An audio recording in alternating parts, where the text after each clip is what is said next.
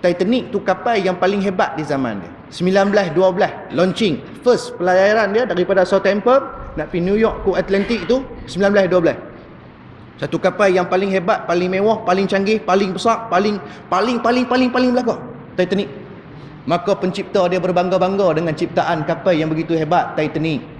60,000 horsepower, kuasa kuda boleh lari. Serombong asap saja 4 biji. Berat sebiji Titanic 46,000 tan. Nampak? Berbangga, bawa keluar front page. Ni kata orang putih ni, orang yang tak ada iman. Bawa keluar front page, surat abang, paper. Not even a god can sing a Titanic. Oh, kemas nampak? Tuhan pun tak boleh karamkan Titanic. Akhirnya tuan-tuan tengok apa yang berlaku pelayaran kali pertama. Bawa 3,200 orang penumpang. Berlaku apa? Karam di tengah lautan. Kena tembak dengan Soviet Union ke? Dah. Titanic karam siapa? Pasal langgak air kacang iceberg tengah laut. Langgak tu patah dua, karam sampai hari ni kita boleh pergi tengok kalau kita scuba diving, tuan-tuan. Nampak? Izin daripada Allah Ta'ala belaka.